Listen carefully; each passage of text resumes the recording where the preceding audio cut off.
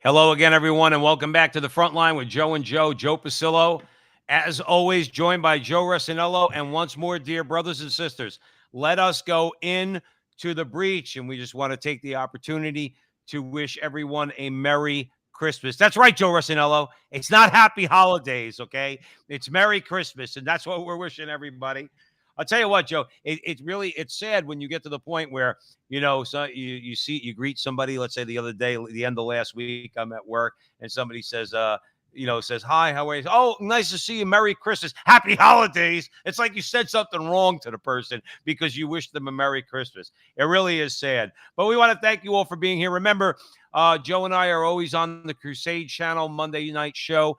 We would encourage you all to become premium members of the Crusade channel on YouTube. Many of you are watching us on Frontline TV, the Frontline TV. Share that with your friends. Share that on Facebook. Like the video, subscribe, do all that fun stuff.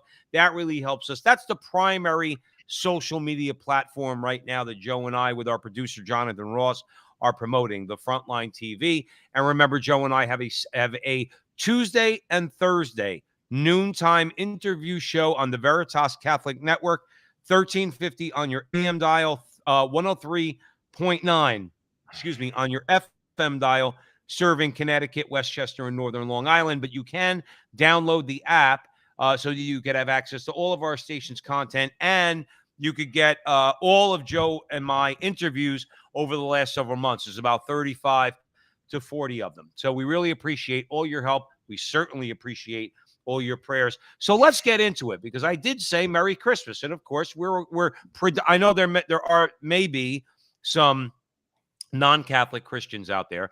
But however, it's Merry Christmas for you too, okay? And you appreciate that we use the words Merry Christmas. And Merry Christmas, Joe, let's define what we mean, okay, because I can already hear some people thinking we're Americanizing Christmas in this conversation. We're not, okay? Christmas is the celebration of the incarnation of the Word of God, the second person of the Blessed Trinity. That's what it is, okay, in reality, okay? And that is exactly what we're celebrating. Now, is that what this conversation is about? Well, we're going to talk about how that very celebration, okay, is actually good for America, but we're not going to talk to you about it from our point of view, okay? From a Catholic point of view, Don Feder, who's very good friends with Bill Donahue of the Catholic League, wrote an article in the Washington Times that Bill Donahue then reprinted for the Catholic League, and he's a Jew. And his argument in his article is why Christmas is good for America. And Joe and I decided, you know what? Yeah, we want to lay it out there. Why is Christmas good for America? And we think he lays out a very good point about it, and we want to talk about this. Of course, after that, we're going to talk about how the left is completely miserable. Joe Ressinello, they're miserable, as my mother would say, my 82-year-old Italian mother. The left is a miserable, okay? These people don't know how to smile. They are completely bereft of any sort of joy whatsoever. According to Eddie Scarry at the Federalist, they don't spread cheer, they spread grief. We think he's exactly right, and we're going to talk about that. And then finally, talk about miserable. All this feminist wants for Christmas is more teenagers killing their babies in abortions. And this is an article that we're going to allude to from David Andrusko at Life News. And that's exactly what it is. Feminists that think that the Christmas message, Joe, you gotta get this stuff, man. I mean, it's depressing sometimes. The Christmas message, what to be grateful for at this time of the year, is that more teenagers should have access to baby killing. I mean, this is what we're up against. Joe Ressinello, having said all this, I'm going to hand it over to you so that you could tell everybody out there, we can get into the conversation, why Christmas is good for America. Well, as Joe said, Don Feder, he wrote this in the Catholic League. He's friends with a good friend of ours, Bill Donahue. We've interviewed him twice. Bill's all over the place. He puts out a lot of good content. If you are not familiar with the Catholic League, you should definitely check it out. So this is what Federer says. I don't celebrate the holiday. He's referring to Christmas, obviously, but I support its public celebration robustly. Christmas is something that brings us closer as a people. Now he's talking about himself. He says, as a Jew, I have no problem with Christmas trees in parks or nativity scenes in front of City Hall, whether or not they're camouflaged with Santas or snowmen. They are reminders of our religious heritage. As much as the Declaration of Independence or the Constitution, Christmas unites us as a people. Christmas has a venerable lineage, although the custom of the gaily festooned tree only goes back to the 19th century. I did not know that, Joe Pasillo. I just I learned didn't know that. something. The gift-giving tradition is said to be inspired by the wise men who journeyed to Bethlehem. I did know that. I give, what does he say here? I give not because I want something in return, but as an expression of love. Now let's talk about the fact that he isn't even a Christian. And he's stating this. You see, that is a person who's comfortable in his own shoes. Ben Stein, a long time ago, made a similar statement. This is when I read this, it reminded me. Those who may not know who Ben Stein is, he was a comedian, very dry sense of humor. He's a Jewish individual, and he also does commentary. He's a pretty smart guy. Anyway, he said the same thing. He's just like, I am not threatened by Christmas. Why? Because he's comfortable in his own religious shoes. It's people who aren't. And that's where we allow them to rob our holiday from us. I'll be honest with you. If someone said to me, because Hanukkah comes before Christmas, said to me, Happy Hanukkah. A, I'm not Jewish, but B, I'm not offended. I'm not offended by that. And I'll wish you a happy Hanukkah. Happily enjoy your holiday. Enjoy it. But why should people take away my holiday? And why can't I acknowledge the holiday? In some circles, you say that people like jump down your throat. It's actually completely, in some circles, politically incorrect to say Merry Christmas, even if you're sincere. And that's a shame. And we allow that to happen. But again, getting back to Federer, he's a Jew and he has no problem with it. To me, kudos to you, Don. Frankly, because that's how it should be, Joe Pasillo. Well, you're right. That's how it should be. I was put back a little bit. Dennis Prager, I saw him a couple of years ago, and he was talking about how Christmas, and he was kind of making a similar argument that Don Feder is that Christmas is an American holiday. Now, we're talking right now at the front line with Joe and Joe on that level. I'm going to say one more time, particularly for those who might be just joining us, because I could hear people wanting to jump down our throats, okay? We are talking about Christmas, the message of Christmas, yes, okay, but not necessarily what is being celebrated per se, as we recognize, let's say, as Catholics, the incarnation of Jesus Christ, but just what Christmas means to us as a people, as Americans. Dennis Prager made that argument. I remember at the time I was put off by it. Now I'm not anymore. He said, Christmas is an American holiday and I celebrate it. And he said, but here's where he echoes what Federer's saying is but I acknowledge the roots of Christmas, what it is. It is the celebration of the birth of Jesus Christ. Okay.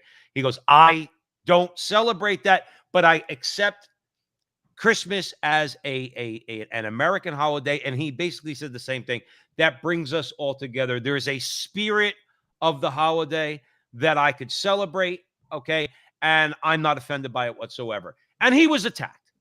And he was attacked for having said that. And I'm sure Federer is being attacked right now for having said the same thing. Because many people on the political left, they are offended by nativity scenes, okay?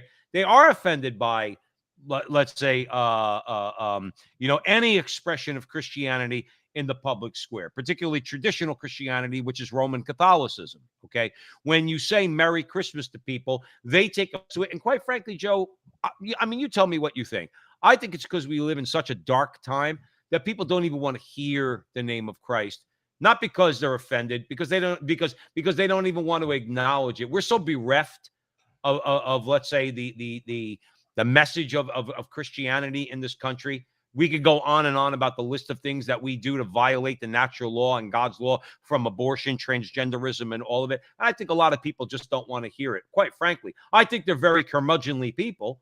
I think they go ballistic. Feder puts it like this. He says, the one thing that makes, and Joe, I love your comments on this. He said, the one thing that makes the left nervous about Christmas, okay, is because it wants America to be now, Joe, catch this, man, a cosmopolitan land of rootlessness, united by nothing more than our location on the globe and a vague belief in democracy. Anything that disunites us is good in its eyes. Now that's Feder saying that, not me. This is a Jewish American saying that, not a Neanderthal Catholic like from New Jersey, like you or me. Okay, and he's spot on. They want disunity. Feder saying Christmas is the type of thing that brings us together, and the left can't stand it. Well, I don't think that they actually think about disunity, but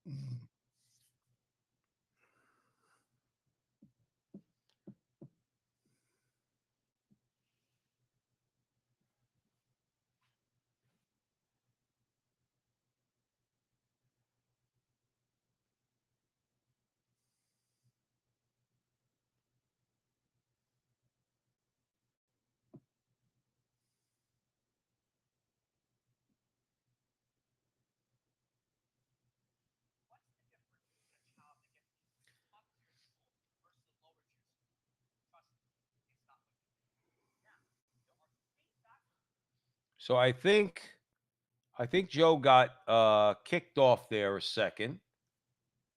So we're gonna give him a second to come back. We would encourage you to stay with us here at the front line with Joe and Joe. Joe Pasillo and Joe Rossinello. Probably a little connection issue. Michael's in the chat room, says that the haters take his name in vain, Joe. Absolutely right, Michael. That's one thing. The people that don't believe in Christmas. One thing, Michael, is interesting. I experience this all the time. For those people who really don't like Christ or don't believe in him, they certainly use his name an awful lot. And it's never, believe me, it's never in any kind of a respectful way. And Michael's funny. In the name of Jesus, restore Joe's connection. I can't do the show alone. It is the front line with Joe and Joe. So I could keep it going as long as I can. But I feel like the guy who's fighting a boxing match, but he's got one arm tied behind his back. So he's not going to be very effective. He's certainly not going to win the match. But we do appreciate you all being here at the front line with Joe and Joe. We're not going on the Crusade channel this week. They're going to be off for a couple weeks. So we'll be back there probably in about 3 weeks from now. Just to acknowledge some people that are in the chat room until Joe comes back. We have Diane's with us. Hi, Diane. How you doing? Ina, Suzanne, Carolyn, Colin, my man Colin, Christine, that's right, Christine. I saw you in Mass the other day. God bless you. And Pamela and Sean Marie and a whole bunch of others. Remember, you could stick around for all the paid members of the Frontline TV. You could stick around afterwards, and you could join us in the chat room, even though I'm acknowledging now, of course, and we do try to address the chat room. This will be the chat room where you could ask some questions or whatever the case might be. So yeah, we'll get into that. But in the meantime, it really is important to acknowledge, that there are those people. We always say, as Roman Catholics, there are Catholics, and there are people of goodwill. Somebody like Feder, Don Feder, somebody like Dennis Prager. I would go so far. There's many people out there. Okay, the bottom line is that what we're up against is not these people, and they're not Catholic. They don't agree with the Catholic faith. They don't accept Jesus as the Messiah, but nonetheless, they don't feel threatened by us because there's nothing to be threatened by. But the reason why the left is threatened by is because at the end of the day, Christmas does unify us, and the left, and we've seen this. Joe and I, one of the reasons why we started doing this show, about 3 years ago, is because the left can't stand anything that unifies us. They are of the devil, and what does the devil do? The devil divides, divides, divides, divides, divides. So anything that's going to be unifying in any way whatsoever, Satan has to destroy. And that's exactly what he does. Or at least that's what he tries to do. And unfortunately, many times he's successful. If you think about it, in Fetter's article, he says, the left wants America to be a cosmopolitan land of rootlessness. Okay. T.S. Eliot actually alluded to this many times in The Wasteland, his famous poem, The Wasteland, when he says, what are the roots that clutch what branches grow out of this stony rubbish? And he was commenting on modern times, and he's writing this in 1922. But the same thing that was happening then is happening now, only on a different level or on a higher level. But roots don't grow in this stony rubbish. You need good soil for roots to grow. The left doesn't want that. See, roots that grow is a threat to them. Okay? It is a threat to them, and they can't have that. So what happens is they have to promote rootlessness. That's what they want. They want the wasteland where there are no traditions. Whether they're Jewish, Catholic, they want no traditions. They want no objective reality, no objective morality, none of it whatsoever. Because when you have a rootless people, you have an easily controllable people. When you have a rootless people, you have a group of people that you can actually enslave through a lot of other things that they tell you are substitutes for religion. Pornography comes to mind. Social media. Mark Zuckerberg actually said that at one point. He said social media does a lot that or can take the place of religion in many ways. But we see what that is. That's empty. Again, it's rootless, and that's what the left can't stand. So what we are is, as Fetter says, united by nothing more than our location on the globe. And remember, a vague, see, key word here, a vague belief in democracy. These people don't believe in democracy. We know that full well. Hold on, I'm trying to get Joe Resinello back as best I can here. I'll see if I could do that. And we hope you guys stay with us.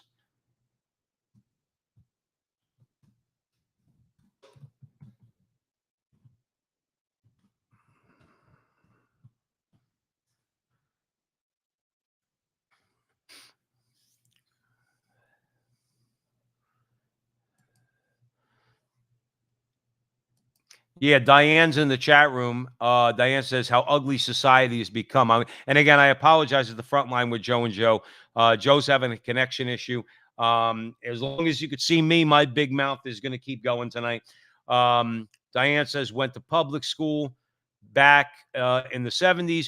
Jewish students and Christian students were joyful at Christmas and Hanukkah. We gave each other gifts. Right. But you have to convince people, especially in the modern times. Okay.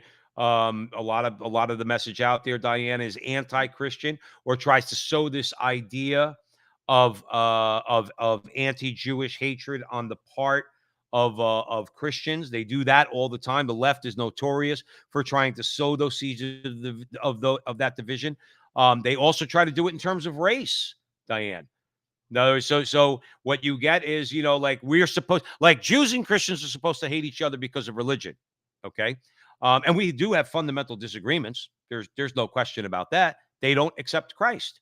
That has been a source of contention between Catholics and Jews for 2,000 years. We get it. We got it. We know it. Okay. Mature people can understand it and talk about it. Okay. But the left does the same thing also in terms of race. They try to teach kids now, Diane, that if the 5-year-old kid goes to school, white kid, or let's say a white kid, that he's supposed to consider himself to be a racist, and that he's supposed to apologize somehow to a non-white kid because of something that they're supposedly that their ancestors did. I mean, this is the type of nonsense that we're up against. Every place you turn in America right now is bombarded with division, particularly sown by the media and particularly sown by Hollywood. Okay. so that we have to get, that's why we try to tell people at the front line with Joe and Joe all the time, we have to get rid of Hollywood. Hollywood sows more division by they make people the bad guys all the time. Okay. Obviously, they do whatever they can. Certainly people like us. I mean, people like us, we're the worst people in the world. I hope everybody knows that, right? Because we're Roman Catholic. I mean, that's just the way it is. And Hollywood does that. Hey, Joe Resinello's back. I'm Joe, back. Listen, I'm really not good at carrying the show. I just found out that I'm really not good Wow, at carrying the show for about dude, 7 or 8 minutes. what's it called? We're the Abbott and Costello of of social media, Joe. Yeah, the only problem is who's Abbott and who's Costello. Yeah, I get It's the on any feeling that given I'm night, it Costello. could be one or the other. Well, we were Patterson, New talking Jersey, about. both from Patterson, New Jersey, Abbott and Costello. That's right. That's right. But I was was just actually. talking a little bit about rootlessness before we Oh, okay. like kicked out. Like, I don't think it's intentional, Joe. Like, what I do think is a lot of people who don't believe in God are rootless.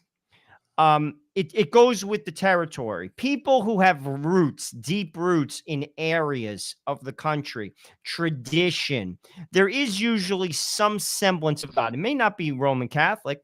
It could be, people in the South. They're Protestants. They could be Southern Baptists. They could be Methodists. But there's roots, and God is there because God keeps people there. It's a unifying like entity, God. It keeps marriages together. It keeps families together. It keeps countries together, and it goes hand in hand. Like, I personally don't think that they think that like as if they're plotting for a rootless society, but misery likes company. And again, people who have roots, usually there is some belief in God. There's some form of religious practice. Even like if it's not even a Christian practice, it could be a Buddhist practice. You go to Asia, it could be a Hindu practice. But there is something there. People who are, because it's like aimlessness, Joe, which frankly, and again, Christmas, it's almost like, dude, I think of, like, you take some of these folks, it's sad, actually. It's like a Dracula movie when they see the light, and all of a sudden they see the light and they're like, I swear, like, people Yeah. on Christmas, dude, it's first of all, it's very depressing. The holidays, I'll be honest, I always pray for people on the holidays because a lot of times there's a lot of suicides on holidays. People are depressed. Right. They have memories of maybe a family that once was, I don't know, but or never was, because no one is around. Like this morning, Christmas Day by me, we went to church. It was 8:30 mass. Dude, the road was as empty as if you were driving at 1 a.m. in the morning on Right. a Tuesday night. Right. No one was on Route 17. No one. So, I Right. mean, like, I think it's like an eeriness if you're not a part of that. And frankly, more and more people aren't a part of it. And another observation that I'll make on Christmas was in my particular church, which is a Roman Catholic church. There weren't as many, like, what they call them, C&E Catholics, like Christmas and Easter. When I was a kid, that was the case. And Christmas, the church was packed. But then during the year, it wasn't. Dude, there wasn't a lot of that. It was actually, believe it or not, fairly empty. My hand up. That was my. Well, my Joe, wife said that. when you're hanging on by a thread, and yeah, Christmas and Easter Catholics, I mean, that's not, I'm sorry, I know how judgmental it sounds. It's not real Catholicism. Just on the surface, you're not going to mass every week, okay? You're not a practicing Catholic if you're a Christmas and Easter Catholic. I mean, it's just the way it is. When you're hanging on by that thread, Joe, how easy is it to just let go of that thread? Well, there's no doubt about that. And then you lose religion, altogether. Michael Jones points this out all the time. He says, Europe, once they went from, let's say, an objective Christianity, which is Catholic Christianity, okay, and then when you get to Luther, Calvin, and the rest of them, and then into the Enlightenment, And then so you get watered down Christianity, then you get watered down philosophy, and then eventually these people just say, well, why am I believing in any of it? I don't really live by it. I might as well just become an atheist. And these people, they look to other ideologies, and because you're already hanging on by a thread. All you got to do is just let it go. You're not deep. You're rootless. Like you said, you're not deep into the faith. You certainly don't believe in it. Maybe it's because of your own thing. Maybe it's because of poor catechesis. You could blame a lot of different things, but that's what's happened, Joe. Christmas and Easter and the need to go to Mass. I had somebody tell this to me a few months ago, Joe Rossinello, somebody who I like very, very much, a family member, and said to me, hey, Joe, why does he have to go on a homily about how, you got to go to Mass every Sunday and you can't just go on Christmas and Easter? I didn't want to hear that. Now, I wanted to be charitable towards a guy because I really do like him, right? But wanted to say, dude, that's their job. Well, it's a That's sin. their job. I mean, because if you don't go to Mass, it did come out in the conversation. Eventually, Joe, it did come out in the conversation where I kind of mentioned, well, you do understand that, this is an obligation and you got to go to Mass every week and it's a commandment and the whole 9 yards. And I tried to explain it in a nice way. But you see the mentality, though? I don't want to hear that. You're judging me because well, then you're not far away from just leaving the church anyway. Well, they're already out of the church because sadly, if you're not going every week, you're not in a state of grace. Again, this is not my opinion. Right. This is the teaching of the church. You have to go to church every week. You have to. It is part of the tenets of the faith. Just like you have to, if you're a practicing Catholic, have to go to confession once a calendar year. That's at the minimum. Right. That's in the catechism. Once a year. And that's why a lot of churches during like Advent or Easter, Lent, will make it, they'll put that push because they're basically trying to aid you along the way. Right. But why do they do this? People don't know the benefits of being a practicing Catholic because they're not feeling the graces of it. People don't see the value in it. People do things that they value. Like, it's like people, as the old saying is, put your money where your mouth is. Money, when people pay for things, as in you pay, it's your personal money, your personal time. That's what you value. Well, it's Sunday. It's your personal time. They don't value because they don't feel the benefits of it. Well, why don't they feel the benefits of it? Because in order to get the graces, you have to be in a state of grace. You have to go to confession. You have to be in a state of grace, and then you will feel the benefits of the sacrament. And then you see the value. If you know that Christ is on the altar, the true presence of Christ, and that is a gift open to all people if you ask him for it. I've always said, if you go to a church that has adoration and you say to Jesus, listen, I don't believe in you. I don't believe that you're up there, but I want to, help me. He will.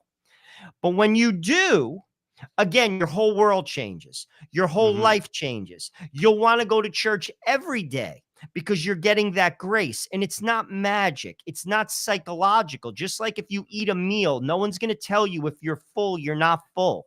You feel the grace. And also you have peace. And that's why they say that, Joe, because they're not experiencing that. There are many people that say that. They say, I've been going to church for 40 years and I don't see the point in it. I just do it because I have to. Well, my question would be, do you go to confession? When's the last time you went to confession? When's the last time you really opened yourself up to grace? The answer is you don't. And that's why they say that. And it's like they're closing the door on something that's free and great and beautiful, and they don't know what they're missing. So right. No, that's true. And obviously, Joe, there's no judgment here, because I remember first coming back to the church, a lot of things I shook my head at, I didn't know about. I might have been described as one of those people. Somebody prayed for me. We prayed for them.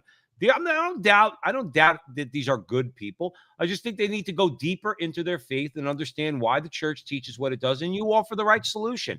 If you want to know why some people believe on a deeper level, it's because they're actually taking the time to ask God to help them believe. Lord, I believe, help my unbelief. Okay. If you're going to church, you have to, on some level, believe it. You're not just doing it because you're an Italian in New Jersey and you think that I have to every week. On some level, you do believe in it, or else you wouldn't do it. You'd stay home and watch the Jet game, okay, and get miserable that way, which would invariably happen. So, on some level, you believe, but if you believe, then pray to God to help your unbelief when it comes to all these other things, and He will answer. Now, Joe Arsenello, go ahead. You were going to say I something. was going to say, but why don't people do that? Because they don't want to change.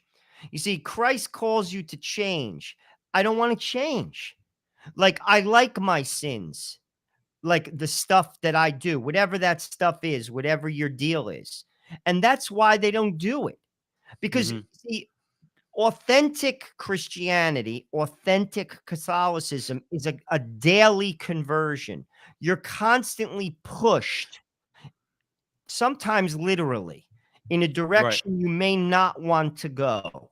Like, is in like, dying to yourself, living a sacrificial life, all of which you need grace to do. A lot of people, especially cultural Catholics, Irish people, Polish people, Filipino people, Italian people, they grew up with that and they want no part of it. I am not going to be told what to do in my bedroom. Get the hell out of here. I am not going to be told what to do with my money. Get the hell out of here. right, Don't tell me what I have to do. And I'm not doing it. So right, therefore, the grace ends, Joe. And when the grace ends, frankly, you see no value because you're not getting anything out of it. And it's sort of like that's the slope, the slippery slope. It just goes down from there. You say, what am I going here for? Like, I'm not well, getting anything out of it.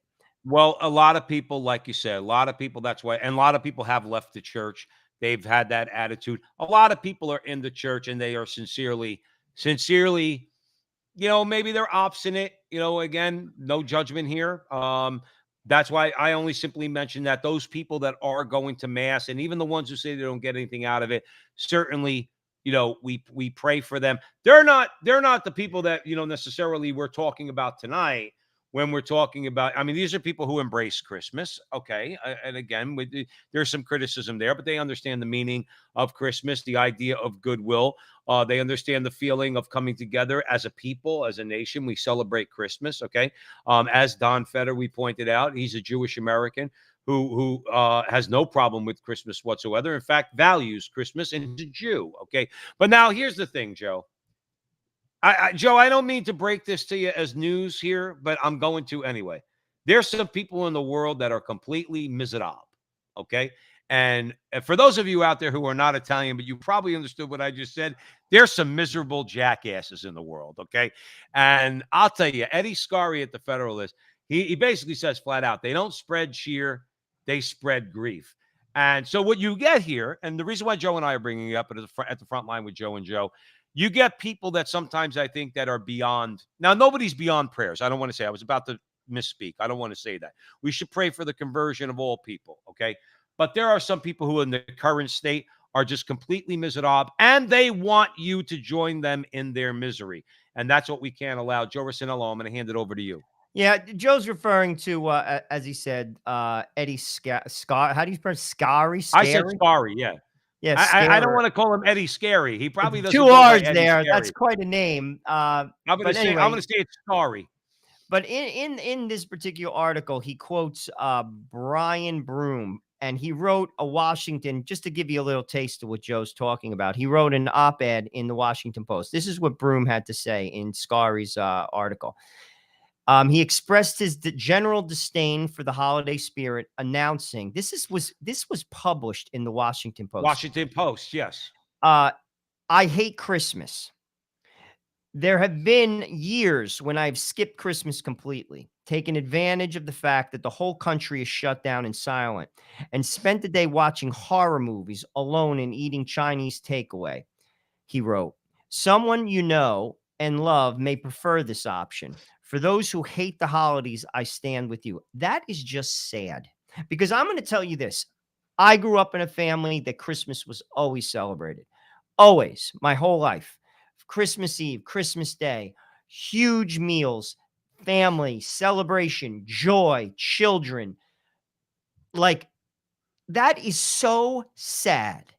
Right. Like ultimately, whatever your belief is, that is so sad. Now, why does he feel this way? Because if you ask me, he has taken an aggressive stand against the meaning of Christmas, which is God. Aggressive. And the very mention of the name makes him do what he did. And that is Right. terribly sad. It is a testament to your choice, which is a bad one. Right. It's a bad one. Again, If you hate Christmas and you hate the whole message of Christmas, okay, stop trying to spread that to other people. And they'll say, well, you spread the Christmas message. Yeah, but ours is a message of peace and hope and joy. Yours, you're just a miserable bastard who wants to sit at home, watch Netflix, probably some anti-Christian movie on Netflix, and eat Chinese food. And if you want that for yourself, God help you. We know you don't believe in God, Mr. Broom, okay? But then stay home and shut up. And don't get mad at us, by the way, when in the public square, because you want to get out into the public square where we come down on the Washington Post for producing your stupid article. And if we see you right to your face, we call you the miserable bastard that you are. Don't get mad at us for saying that, okay? Because that's what because you're spreading gloom and doom. That's what you're doing because you are bereft of joy. You have no happiness in your life. And then you want to spread that to other people. Well, we don't want to allow you to do it. And shame on the Washington. I mean, the Washington Post is a trash rag anyway. no, but it's But just still, shame sad. on them on top of it for calling themselves a respectable publication. And they produced this nonsense. Remember, Joe, his main line in this article, I hate Christmas. That's what he said. But I don't even know how you could hate Christmas. Step back from it objectively. Family gets together to enjoy themselves. Forget about the religious aspect of it for a moment. You're exchanging gifts out of the goodness of your heart with people. That's good. Like getting together and having a nice meal to celebrate the a family. That's good. Right. What's wrong with that? Like like forget about okay, obviously we go to church, obviously we celebrate the birth of the King of Kings and the Lord of Lords, and that's the belief of Christians. But how can you say you hate Christmas? And if you feel that way, do you reflect on why objectively? Like, look in your heart for a minute. How can you hate something that is just fundamentally good? Like, it's objectively good. It's like walking an old lady across the street. Joe, That's you know the way it objectively is. good. They'll come up with a million reasons why. They'll give you a list of 10 reasons. You know who they'll sound like? They'll sound like the four horsemen of the apocalypse, the Hitchens, Dennett, Harris, Dawkins crowd. They'll probably come up with a bunch of BS reasons why, you know what? You don't really believe in Christmas either because you're a hypocrite, blah, blah, blah. You don't feed the poor, blah, blah, blah. You voted for Donald Trump, so you're a racist, blah, blah, blah. How do you? Those are the reasons I'll come up with, except the one main reason they hate Christmas, because they hate Jesus Christ. They hate. Why do they hate the church? They don't hate the church because there's homosexual priests in the priesthood. They don't hate the church because there's hypocrites out there who say they're Catholic and don't act that way. They don't hate the church for those reasons. They say that those are the reasons. Okay, they hate the church for the same reason they hate Christmas. They hate Jesus Christ. I told you this before. All right, a very well-known comedian said, if Jesus came back today, I'd crucify him again. Okay, that's their attitude. That's why they hate Christmas. But they're not content. Remember, Joe, the old line, one thing about cliches, Joe Rossinello, is that they're rooted in the truth. Okay. That's why people use them all the time and then they become cliches. Okay. Misery loves company.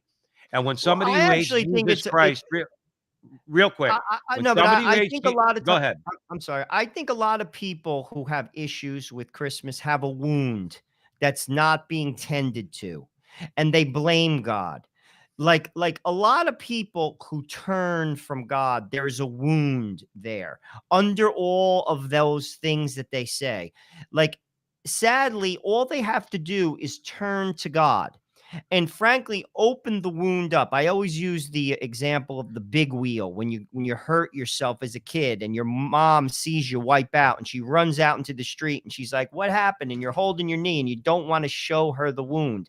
But then you open your hand. She doesn't pry it open. You open your hands across your knee and she sees it. And then what does she do? She puts ointment, bacitracin ointment. She cleans it and then it heals.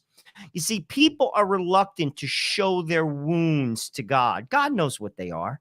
God knows you better than you do.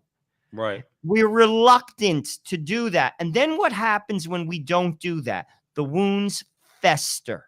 It becomes a cancer and your heart gets harder. Darkness spreads into your soul. The grace that was once there when you were a child is cut off and your life spirals. You see, all the person has to do is open themselves up. It's like the movie Scrooged, like with Bill Murray. As a child, they show like his dad was kind of like a mean guy about like it was like, well, here's the veal. Right. Here's 25 pounds of veal. Merry Christmas. And he just it didn't register with him until finally it clicked. And then he was full of joy. There's meaning there. It's Joe, the same I agree thing. with you. Joe, I agree with you. Okay. And I don't want you to take me the wrong way. You tend to be a little bit more, maybe a lot more charitable than I am. Okay. I'm not saying I'm not charitable. I'm not trying to suggest that. Okay. And you will give the benefit of the doubt, I think, sometimes where I'll give it partially. So I just think some people are just evil bastards. I think some people just completely embrace, for whatever reason, Joe. For what, and I know a lot of people are wounded. Don't get me wrong. In many ways, Joe, we're wounded. Okay. What did we grow up in some sort of we didn't grow up with saints as parents. Okay. We grew up on the street in Newark, New Jersey, not an easiest place to grow up in. Okay. So we can argue that we have wounds. And I don't doubt what you're saying for a second. But at one point, as St. Paul said, I was a child. I spoke as a child. When I became a man, I put away childish things. I always took that to mean that when you grow up, you have to make a choice. No matter how kind of hardship you went through, we pray for you. We're there for you. We'll help you in any way we can. But you got to make a choice. I think some people just simply choose to be evil, miserable bastards. I really do. And Well, they want that choose it. misery. They want that misery for you. Now, maybe they were wounded. Okay. I happen to think that the singer who calls herself Madonna, I think she was wounded as a child. I don't know how, because I don't think a person can embrace such anti-Catholicism, okay, in the popular culture the way she has without the wound. But she still made a choice. Of course she did. And that's my point. These people, Brian Broom, this other person, Jenny Avens, that, let's say, Eddie Scarry talks about, another one, again, lack of hope, don't want to go to parties because she's worried about the C word, the severe flu that's gone around and killed people. She doesn't, she's another one. She's not because she's saying that because she cares about people or anything like that. She wants to embrace the idea of spreading misery, and people like this make their choices. And that's why I say they've chosen to spread their misery. And because of that, I think that makes them, maybe I won't use the word evil, but I will say they're acting in a very, I don't know, Joe, I'll hand it over to you because I don't want to be uncharitable. No, because I think people, you're right. Listen, we do make a choice and people make bad choices and there are consequences for your choice. And you're also held responsible for your choices, no matter what they are, good or bad. But what I'm saying is under it. You see, it's a grace to turn to God. There's humility in it. And God is always working on people as life moves on, like through things, through events, through sorrows, and always calling to them. It's a sad reality when you see something like this. It's looking at someone, to be honest with you, and you just say, gosh, man, you're missing out. You're missing out. And it's sad. And there's a reason behind that. I don't know Mhm. what it is. You do, though. And ultimately, what people need, I think, is they need to feel loved. They need to know that's why families that have a father that is the head of the household the father is the head of the household, particularly when it comes to religious matters. That family, the children, have a 70% chance that they will believe in God, as opposed to families that don't have that. It drops dramatically because you can understand God the Father easier than you can if you don't have the real Father. Right. It makes it easier. And there's a lot of reasons why people have gotten hurt. People blame things on the church. People won't change. There's a million reasons. Ultimately, what will change them is love. Right. Now, here's the thing. You have this until you die, until to make that choice. You see, once you're dead, it's over. And not everyone goes to heaven. That is factual. Factual. That's biblical out of Christ's mouth. We have chances. And I actually believe in every soul, whether they're baptized or not, because God loves everybody. There are moments of clarity through your life. God puts things in your way to make you make a choice, and you choose. And when we stand before God, each of us will stand before God. And he will say, I didn't know, as the scripture says, I don't know you, Christ says. Oh, but I did this. I don't know you. Why?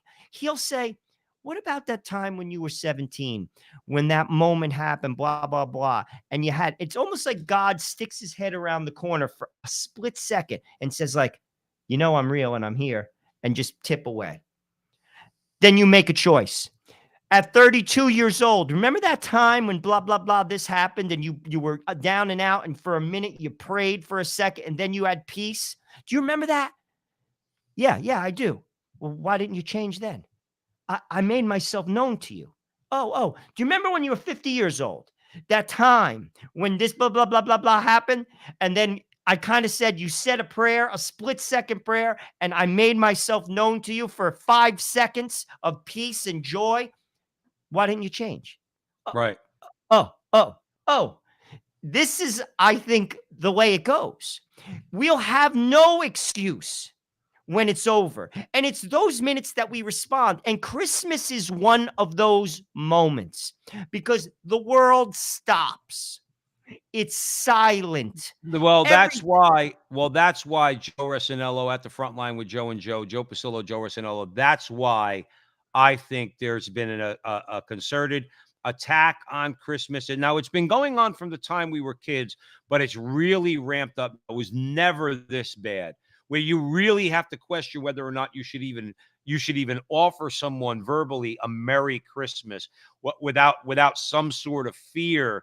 And it's been going on, but it's the reason why you said that's why the devil has attacked Christmas, because Christmas is that time of the year where the message is loud and clear.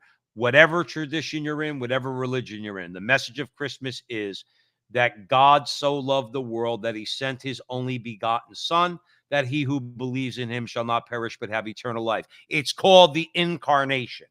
And if you are a person, as you like to say all the time, Joe Resinello at the front line with Joe and Joe, if you're a person seeking truth and you hear the true message, not the gift giving, although that's nice, not all the bacala salad, even though that's great, not all the fried fish, because we know we love it, okay? And the Johnny Walker Black with your uncle or your cousin or whatever, with all that's beautiful. We love it. That's part of the tradition.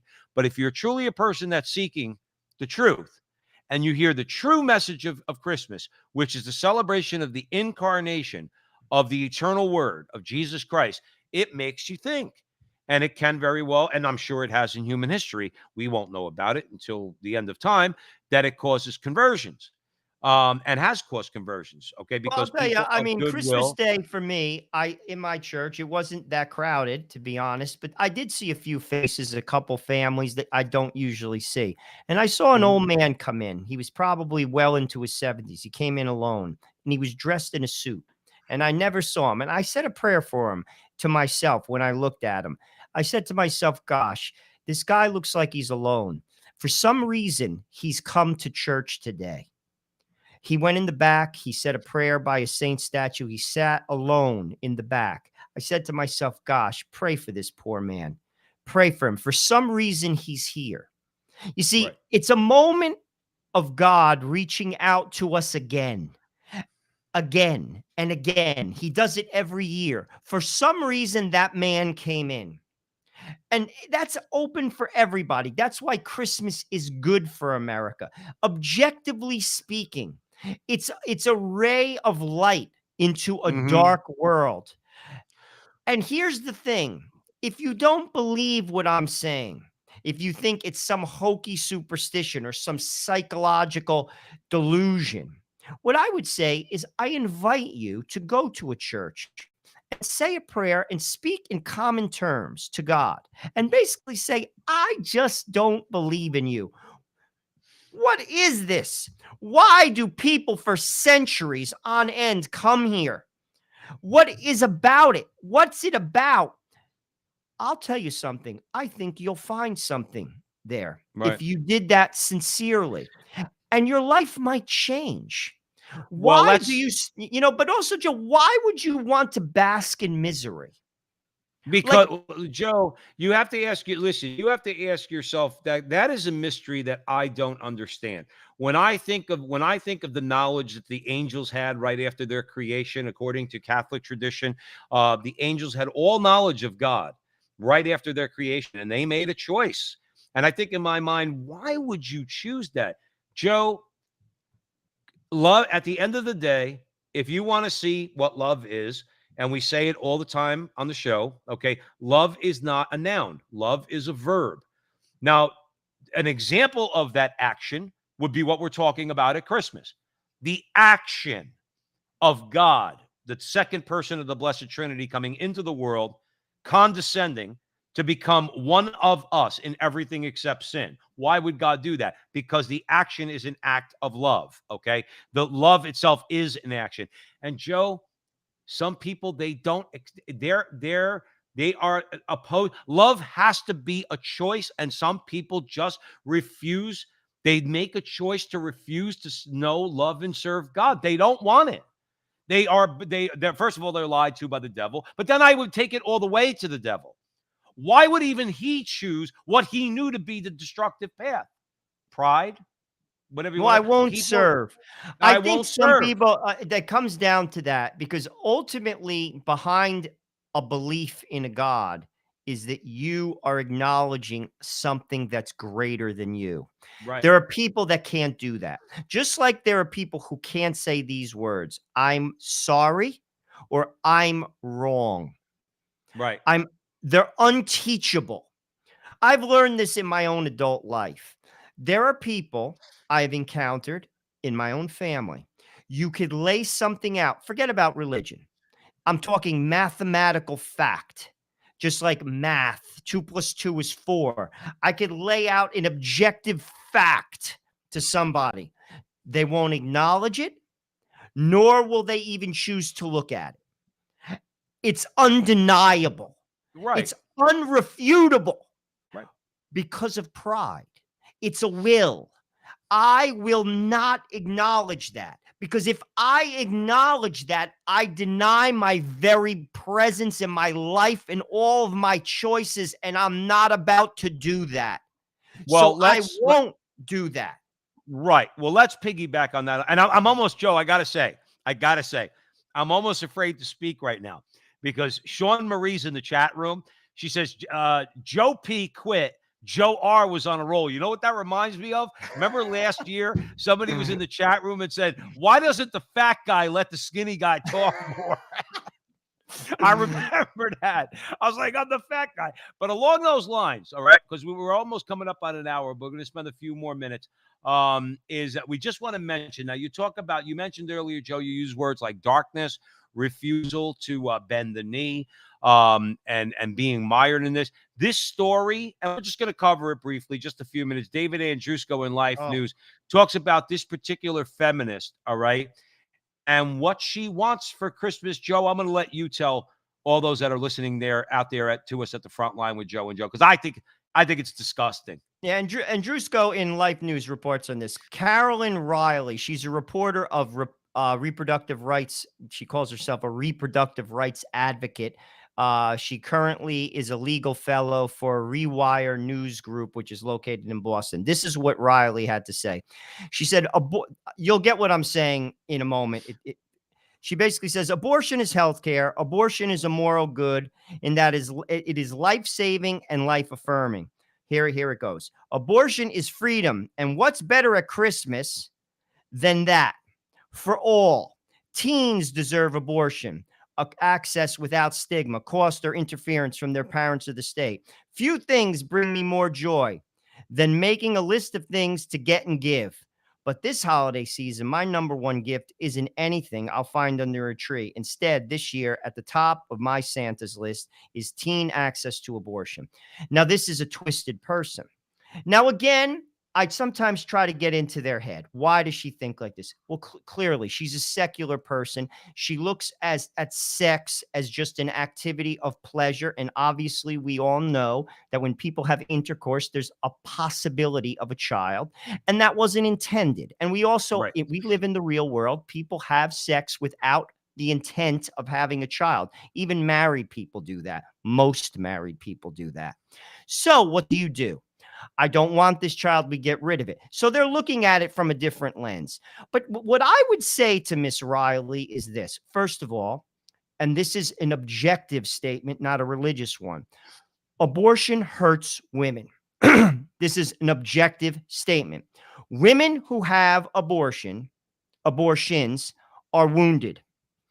Talk to psychiatrists. This is factual. This is not dogmatic.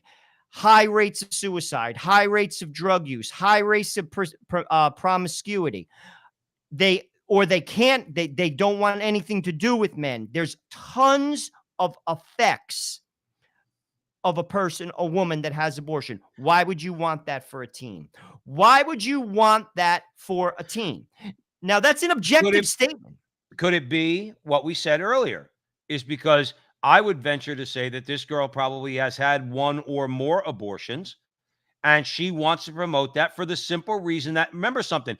See, they make the same argument that the homosexuals do when you argue about the higher rate of suicide amongst homosexual men in particular, okay?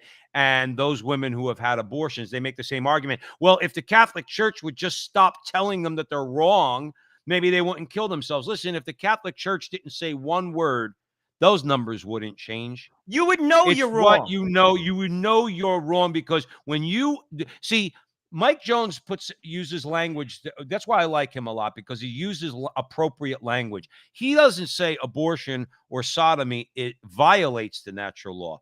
He says it does violence to the natural law. What does that mean?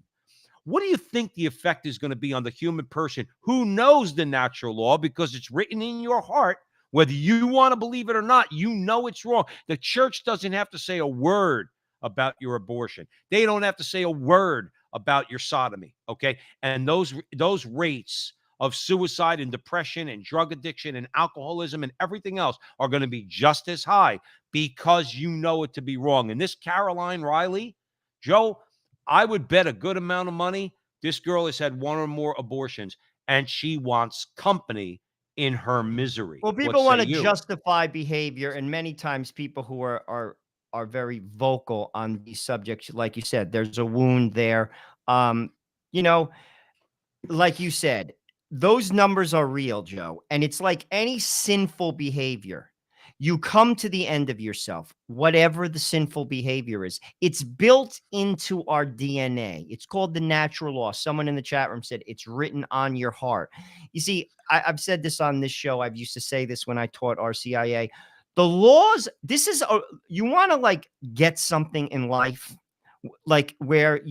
something that could guide your life, where it's something you digest a truth about life. And this is one thing I will say that I have learned. The laws of God apply to you whether you acknowledge them or not. And if you choose to go against those laws in your life, there will be, you will do violence to yourself, Right. whether you acknowledge it or not. The sun is there, whether you choose to acknowledge it or not. You can be like, there is no sun. It's blazing hot out. No, I don't see it. Okay, whatever. We could play that game. Why are you miserable? Why can't you sleep at night? Why have you hadn't had a joyful moment in years? Something's wrong. Right. And why aren't you doing anything about it? You Right. see, that's a life devoid of God. And then Right. how's this sound? Look at people who do truly have God. Don't point to the person that's a hypocrite, quote unquote. We're all hypocrites because we're all sinners. But the Right. person who does something bad, look at the people in the world, and they are out there who have functional lives because they truly cling to God. Look at their families. Look at their uniqueness. Look at the authentic joy and the peace in their life, why they stand out. It's simply because of God. And then here's the thing. Why do you still bask in your misery? Mm-hmm. Ask yourself that if you hear this and you think I'm crazy. Right. Why? Who's crazy? I think you're crazy, actually, because you bask in your misery. Right. And that's that is sad. It's very sad, and then we're gonna have to leave it there. But it's very sad, Joe Rossinello, because then what they do, and like I said, and this is one of the reasons why we have to do something about this godforsaken media that we have. You get organs like the New York Times and the Washington Post. They give these miserable people a platform. And again, I would say this about, there's a picture of this young woman, Caroline Riley, and I'm sorry, sometimes an image tells you all you need. Okay, she looks like a broken person. She really does. I'm not making fun. I'm not doing that. Okay. I said a long time ago, I'm going to stop doing that, except when it comes to AOC. But having said that, okay, I'm not going to do that. She looks like a broken person. She's all painted up, right? She's got all tats all over. And again, I'm not judging just solely on that. Okay. Shaved head. She doesn't look like she's in very good shape. She just looks like an unhappy person. She just outwardly. And a girl like that needs our prayers but again, she's the miserable one. And then she wants to spread that misery by telling other teenage girls, okay, you should go out and have an abortion. Joe, final thoughts on tonight's conversation. Well, Christmas is, what is it, 12 days of Christmas. It's not just one day. Enjoy it. Right. Invite people to your house, cook, have a cup of coffee, have a scotch, go outside to your neighbor, bring them a cup of coffee, talk to people. Spread the joy. People have to see joy. I'll be honest with you, and they'll see you're different. I'll tell you my Christmas, the greatest gift that happened to me this Christmas. Joe Pasil was at my house with his wife and his son. We had a good time. But to be honest with you, there's a gentleman on my street. He lost his wife. He's alone, and his daughter has cancer. And at 6 o'clock, I knocked on his door. I had food. We had too much food because I'm Italian. We always make too much food. His house was pitch black at 6 o'clock, as if it was like 3 a.m. in the morning. I knocked on his door. I gave him a big plate of food, and he thanked me. And he said, God bless you, Joe. That was the greatest gift that I received this Christmas. That's what Christmas is. And it's good for America. And it's good for you. And if you hear my voice and you think I'm crazy, or you think, no, I'm not crazy. I'm telling you something. That joy is for you. It's for everybody. And that's what Christmas is about. So Merry Christmas. Enjoy the 12 days and spread some joy. I got to say this before we go real quick. The one thing, Joe, that I remind people, and it's sad because I think at one point I took down the video of Charlie Brown saying, "Can anybody tell me what Christmas is all about?" And Linus comes over and says, "I could tell you what Christmas is about, Charlie Brown." And he walks out onto the stage and he goes, "Lights, please." And then he quotes the first chapter of St. Luke, right? He says, "For unto you a Savior is born in the city of David." And he goes through the whole story. And then he walks off the stage. He goes up to Charlie Brown and he says, "That's what Christmas is about, Charlie Brown." And every time me what you just said. In other words, good tidings, joy. That man was probably hurting. There's no question he was hurting. You spread joy and good tidings to him in a very dark place that he's in, okay? And you showed him the light that Christmas is all about. You kind of reminded me of the scene. I was kind of being a little humorous with Charlie Brown, but you understand my point. There is an objective message to Christmas. You showed that with your neighbor. That's what we all need to do. And you're right. It's good for our souls because it acknowledges the birth of Christ, and it's good for our country. So let's leave it there, Joe Resinello. Remember, everybody out there, we are on the Crusade Channel. Crusade Channel, always on air and always online at crusadechannel.com, the last live radio station standing. Frontline TV on YouTube. We would ask you to go like, subscribe, share. Like this video, share this video.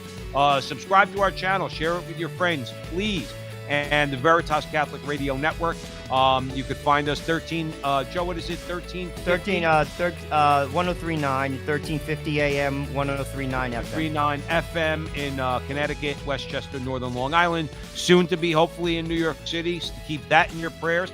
Download the Veritas Catholic Network Radio mobile app. And we always love being here with you all and conversing with you all. Stick around. There's going to be a private chat for about maybe 15, 20 minutes after this show. And remember, until the next time, that our conversation is your conversation, and that conversation that's going on everywhere. We'll talk to you soon.